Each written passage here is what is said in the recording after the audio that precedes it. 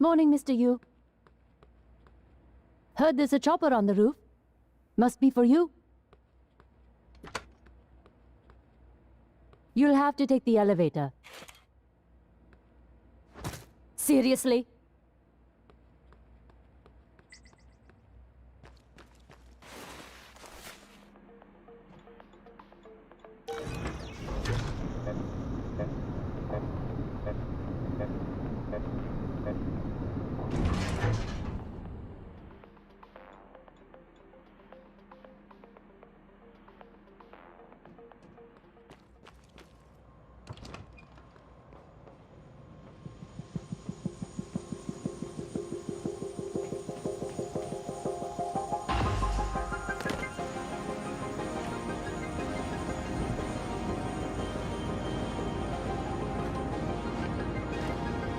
Mr. Yu, please make yourself comfortable and we'll be on our way. TranStar facility is just a short hop. 78 degrees, clear skies all the way.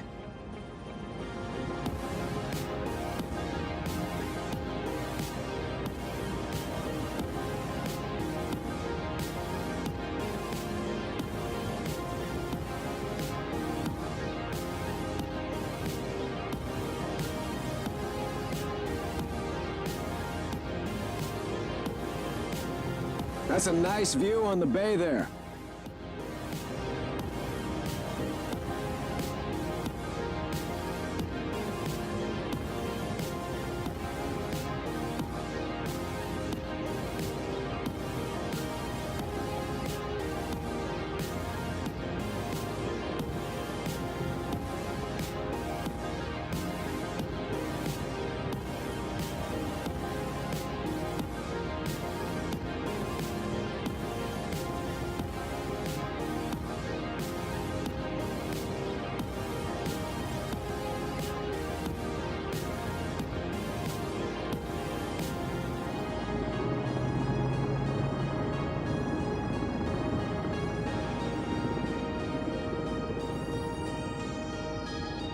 Here we are, Mr. Yu. Mind the glass on the way out. Good luck to you.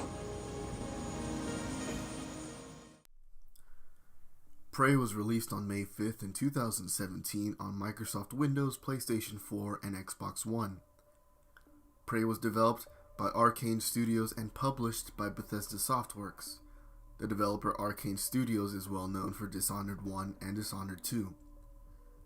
The game is a science fiction first-person shooter, and the following review and footage is from the PlayStation 4 version on a PlayStation 4 Pro. The year is 2032 and Morgan Yu is recruited by his brother Alex Yu. Together, they lead a science research team on Talos 1, a state-of-the-art space station with some of the best minds from Earth. Morgan wakes up and heads downstairs from his apartment to take a few tests to prepare for the actual experiment. During the last of the three, something attacks the proctor, and suddenly Morgan fades to black. When Morgan reawakens, he's in his apartment again, but when he goes outside, the hallway isn't what it was. When he breaks the windows of his apartment, he realizes that his apartment wasn't really an apartment, it was just a set. People have been watching him, and every day was a reset. However, when he breaks out of this prison, there's no one to confront. Everything around him has been deserted. Sooner or later, Morgan finds out that his brother Alex has been keeping a lot under wraps. He's been experimenting on people, developing dangerous enhancements, and basically researching live alien specimens. These aliens, known as the Typhon, escaped from containment and just about killed everyone on board. With no memory prior to the Groundhog Day style experimenting on him, an AI known as January tells Morgan about a contingency plan that Morgan himself came up with before the experiment. The contingency plan? Destroy Talos 1 and ensure that the Typhon don't make it to Earth. The story is almost a cliche when it comes to sci-fi horror. An experiment gone wrong and someone has to fix it by destroying the whole thing. This formula should not be new to anyone. In fact, after the opening hours, when the space station really opens up to you and you can free roam for the most part, the narrative actually takes a back seat and you won't really notice unless you power through because it's not compelling at all. The overall plot tries to pit you against yourself in a way. Do you follow the orders of a robot that you programmed before you lost your memories? Or do you listen to your brother, who has evidence of you supporting his actions? But by the time this conflict rolls around, it's meaningless, and I, for one, didn't care. I listened to the AI January because my brother Alex hasn't shown himself to be completely trustworthy. It was an easy decision to make. The chemistry between both brothers wasn't there, or at least wasn't compelling enough for me to side with my in-game brother. Besides the actual story, there are quite a few side missions you can take on, and some of them will actually count in the end game. You can help people find hidden stashes, help clear up rooms, so on and so forth. They're all generic though. They're all generic side missions. You've done a million times in games like this. Not one character is remotely interesting or memorable either. The only thing that'll really keep you going is the potential access to other areas or for rewards. There's also countless emails and audio logs you can pick up as you run around Talos 1, and they're realistic. I mean, so realistic that they're boring. The emails read exactly as they would in any other office job. You know, with people flirting, people ratting each other out, people complaining about each other, people planning events. Once in a while, you do get the interesting email, but it was never worth it. I'd have seen dozens of emails before I read something remotely interesting, and it didn't feel rewarding. I mean, those one in many just appeal to our gossipy nature. They're interesting and sometimes funny, but they don't help in any way. Exactly like in real life, gossip is gossip, and you'll hear a lot of stuff that doesn't matter, and then you'll hear something really juicy, but once you hear it, if you're a normal human being, you'll realize, why do I even care? This doesn't do anything for me. So what if Juana is dating Juanito? How does that help me in any way? However, I'd be wrong if I said the game could have been better without it. The emails and audio logs reveal what life was like on Talos 1. When it comes to the actual story though, it's simple and straightforward. It's not well written, but it doesn't really have any major plot holes that I can think of at the moment. It just lacks personality and originality. The visuals are good. There really isn't anything bad to say about it. The character models are reminiscent of Dishonored, so it just seems to be Arcane's art style. Some of the characters look disgusting, but I really can't complain since it's just an art style. There were several visual bugs, but they have more to do with the gameplay, which I'll talk about in a bit. Sometimes if you ran too fast, some of the assets could be seen loading in. They'd go from smooth to detailed, but that rarely happened. The loading times are ridiculous though. I'll put a sample of actually how long a loading screen is, and this is again a digital copy installed on a PlayStation 4 Pro. Check this out.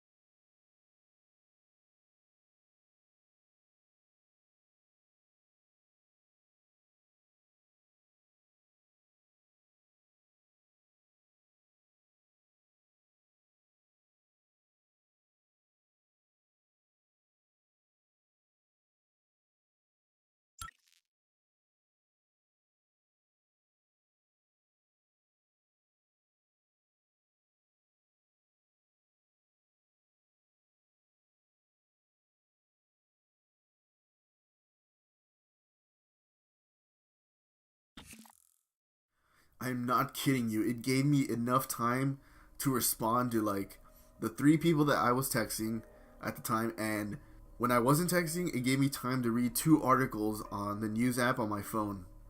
That is just simply way too long of a loading screen these days. And it's not like it's loading these massive areas. These areas are relatively small. So with all that loading, I really shouldn't be having even the minor defects. The frame rate was steady throughout the entire game up until the ending. I had this like weird 5-second cutscene that plays just after the last mission but before the credits, where it's just a shot of space with Morgan saying one line, and for some reason it was extremely choppy. That being said though, the inside of Talos 1 doesn't really feel that special either. Everything feels the same minus the part of the station that's this like massive garden. I can see why the people on Talos 1 were boring. It's because the inside was boring too. However, I do not hold it against the game. Space stations have never caught my eye in any medium, whether that be film, comics, or video games. I mean, they've all more or less either look like that white hallway at the beginning of Star Wars, or the black Death Star hallways at the end of Star Wars. They all either look like one or the other. The level design is pretty good though, in that there are several ways of accessing certain areas. You can use the glue cannon to create bridges and stairs. You can upgrade your strength to move heavy obstacles out of the way. You can hack open doors, or even use the Typhon powers to mimic small items and slip through the cracks. More often than not though, there's only 1 or 2 ways, but the fact that there are that many possibilities overall is pretty great. However, that only applies to the area you're in. When it comes to traversing the entire station, there's only 1 or 2 ways to get into a new area, and then you have an extremely long loading screen. So sure, the immediate area may be fun and diverse to explore, but as a whole, it isn't, especially when the overall look of the station is dull, so you don't even have something pretty to look at. The audio part of the game reflects the visuals. The voice acting is pretty decent. You don't ever hear your own voice from your character, but you hear it from the AI you programmed, January. You can't really criticize the voice acting there when the character using your voice is supposed to be an AI. I mean, it's supposed to sound robotic and emotionless. No one has been able to stop the mimics from multiplying since they broke containment. I'm going to help you stay alive. Just a little further. Your brother is the one other person that makes constant contact with you, and he sounds tired all the time. Not until I've had a chance to explain everything in person. For now, just... Damn it. I have to go. Just sit tight. Please. You were so driven in the beginning. My mistake was agreeing to put you in the center of the tests. That's when you began to drift away from me. We're close to understanding what they're after. What they're building. Just need a little more time. The writing isn't there to support the relationship between both of you, so it's just a tired, fat guy defending his actions. Same goes for the other characters. Since they're not memorable, their performances aren't either. However, that's not to say they're bad. They're not.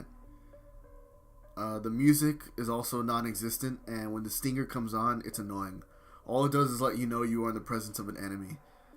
So when the game starts, it's actually pretty effective, but after a few hours of it, it's just a total mood killer. Gameplay is where the game gets complicated. Prey seems to have this identity crisis in that it doesn't know what it wants to be.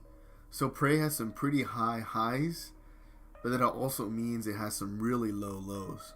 The identity crisis this game has is that I was led under the impression that you can sneak past enemies or shoot your way out.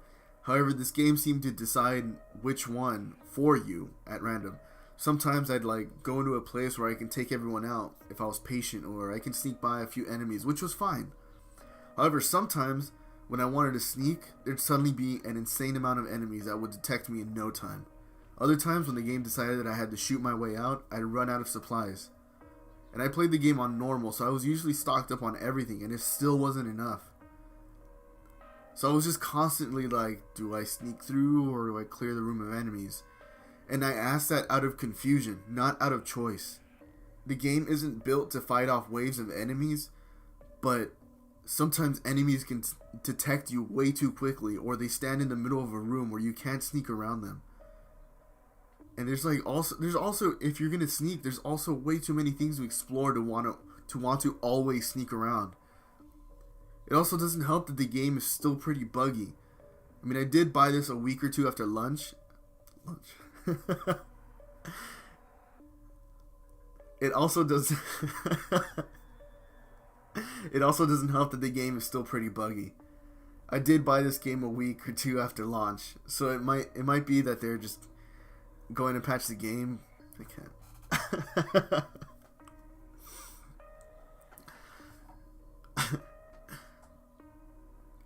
It also doesn't help that the game is still pretty buggy. I did buy this a week or two after launch, so it may be that they're going to patch the game but still haven't gotten around to it. So after this review, it may very well be likely that my issues won't be your issues. However, I had a constant glitch where I would whack this enemy with the wrench and it wouldn't even register, even though the hit marker would appear. I'll admit, at the end of the game, I got extremely frustrated just because I had 3 glitches in a row. So first of all, these robots were doing damage to my health. Yeah, they were shaving it off, it was in a closed room, so I knew there wasn't anything else. So I refilled my health mid-battle, long before it was in danger of, being completely depleted. And instead of it being like every other battle ever, where, while I'm hurting my enemies, my health is being shaved off because they're attacking me, I just immediately died. I had full health, and it just went, from 150 to 0 in, like, no time at all. Didn't even give me a chance. I just got off the menu, the weapon wheel, and my health just boom, gone. So that really pissed me off, because I was like, what the hell? I just had full health. What the hell killed me? And that actually happened a couple times. It happened twice, actually, in a row. But anyways, and afterwards, there was a small cutscene where your brother stands with you. But then a bunch of enemies were attacking me during this little cutscene, and it still did damage to my health. It didn't make any fucking sense. Then, number 3, a character that I was with became unconscious, and you were supposed to escort them to a room. It was totally optional, but you were supposed to escort them to a room. And I was like, okay, well, I'm already here. I might as well do it. The marker never appeared. I didn't know where to take him. So I just had to guess, like, okay, I'm going to read the sign here. Okay, I guess I'm putting him in here. And you have to use this awful drag action feature. And I took him to the room, but I had to let go and obviously use the keypad. And this character slowly bumped into a wall in 0 gravity and died. And then when he died, the marker finally appeared, and then the objective went from objective complete immediately to objective failed. And that really pissed me off because it was towards the end. I was already pissed off about the other 2 glitches. And when this happened, I was like, you know what? Forget it. I'm just going to rush through the end of the game now. I really don't care anymore. Other little glitches included enemies and people disappearing into the floor or into another room. And while for me, this never became more than an annoyance, for others, I have read reviews and I have seen some gameplay that it does become game breaking. Oh, you have to kill this guy or you have to clear this guy or whatever. And they disappear and you're like, shit, now I can't move on. Now, I don't know anything about video game development. I'm not a developer. Or the process of what actually happens when a game is loading. But considering the game takes forever to load small sections at a time of Talos 1, none of this should be happening. Anyways, when it comes to the actual gameplay, like I said, it's an identity crisis. Don't have the supplies for a shootout and there's 2 enemies to sneak through becomes a common dilemma. When it's 1 or 2 enemies, it's fine. I don't know if it's random, but you can't sneak past a crazy amount of enemies or when they're standing in the middle of a doorway. Which brings me to the neuromod system. Neuromods are devices that are implanted into your brain via your eye.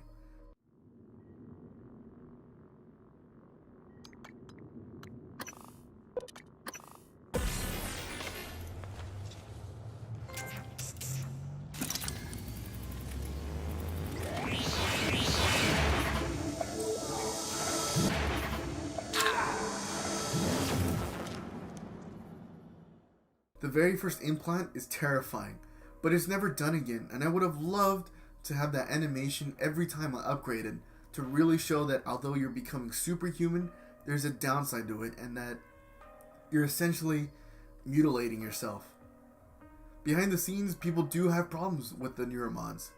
While apparently the U's behind Talos 1 believe it's the future of human engineering, there is a moral dilemma happening with some of the crew, because they require actual human sacrifices and actual human testing, as well as saying that it's essentially injecting the Typhon into our brains. So to show that with a terrifying animation would have been great, but after the very first time, this sort of thing is just forgotten.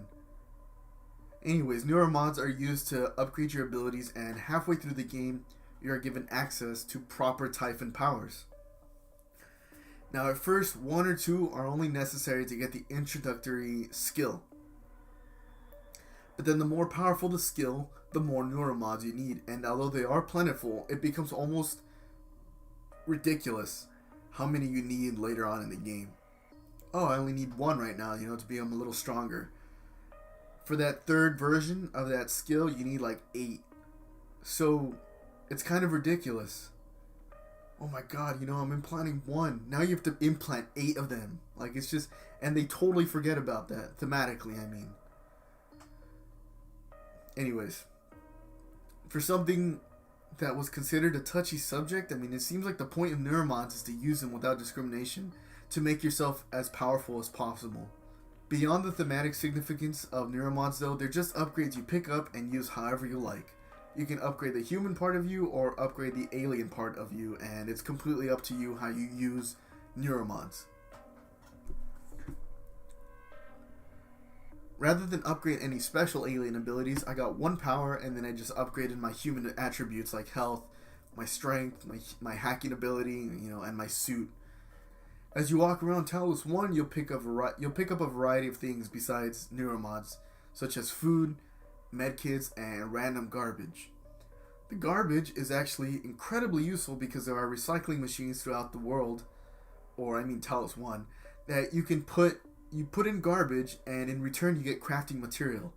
I don't know why, it was always a joy to toss in garbage and get back crafting material. I did it so much that I was never at a loss to craft items or equipment. Usually near a recycling machine is a crafting machine. Now by completing certain quests and just overall exploring Talos 1, you'll find fabrication plans that allow you to create essentially everything and anything you can use. You can create guns, ammo, medkits, and even neuromods. As for the combat, it's not that great. It feels a little too rigid. In Prey, your primary enemies are the Typhon. The enemies aren't that varied and aren't even all that well designed. All of them are just oil slick monsters, and from what I saw, there's only 3 types of enemies. Mimics, which are oily spiders, phantoms, which are oily humanoids, and then there are just these floating enemies like the telepath, which are just oily floating blocks with 1 big white eye in the center. The designs aren't that interesting, and fighting them feels like a chore. Mimics are named after what they do. They mimic. When you walk into a room, you need to be constantly careful because that coffee cup on the table might just leap at you if you get too close. It actually got to me a few times during the beginning of the game. I'd see them scurry into another room, and then I'd go into that room just standing there and waiting to see any sign of movement, but that feeling eventually dissipated. You can also get an upgrade for your helmet to be able to see where mimics are, so mimics just felt pointless by then. The oily humanoids are all the same with only elemental variations. There's a regular one, there's an electrical one, there's a fiery one, and then there's one with purple around him. Some purple aura. They force you to come at each one of them differently, or I suppose that's how they were designed. Because I just beat them with a wrench and that was that. The only difference was that I would throw an EMP grenade at the one with the electrical element, but then as soon as he was disabled, I'd go beat him to death with a wrench. Now the floating enemies were the biggest annoyance of all of them. If you disabled them, they would run away, and if you didn't disable them, they would just consistently attack you with some overpowered attacks. Either way, the combat never felt fantastic. For me, it was just a chore to do so I can find junk to recycle. You'd think that's a joke, but I actually did not care for the combat. Prey was regularly being associated with System Shock and Bioshock, and although I haven't played System Shock, I know the importance of it in video game culture, and Prey has no right to be associated with either. Bioshock's combat may have been iffy, and the enemies more or less all the same, but that game had a personality like no other. The environment of BioShock became one for the video game history books. System Shock I never got to play since it was before my time, but people have talked about it and its importance to the genre is clear. Prey doesn't deserve any of that hype. This was a mediocre game and that's all there really is to say. The story is a giant cliche, the ending wasn't worth it, and everything I did with the side quests, like getting medicine for this one chick, it was just to upgrade my character so I'd always have a fighting chance, and not because I wanted to help these boring ass characters. The length of the game is decent, but what good is a lengthy first person action adventure game when the game itself is just mediocre? Also, if you're looking to play a game that has replay value, Prey doesn't really have that either. From someone who's played certain games back to back or said, it'll be a while before I come back to this game. For Prey, I knew exactly what I said when I beat the game. I said, I'm never going to come back to this. Do I regret paying $60 for this game? No. I wanted to play Prey. I wanted to see for myself if the hype was real, and it wasn't. The advertising campaign was non-existent for me, so I can't even blame Bethesda or Arcane. I think people just assume that this is a great game because it's been associated with BioShock and System Shock. Like my best friend said, people just seem to be in denial. So my recommendation, this isn't a bad enough game for me to say never touch Prey. However, it's far from being worth $60. My recommendation is that if something like this interests you, just wait for it to go on sale. Pick it up for anything less than $30, but this game at $60 isn't worth it. So for me, Prey gets a 5 Hello, Morgan. Tough day, right? out of 10. If I'm talking to myself, it must be. Now, your memory's shot full of holes. I know. I'm sorry, but it's permanent.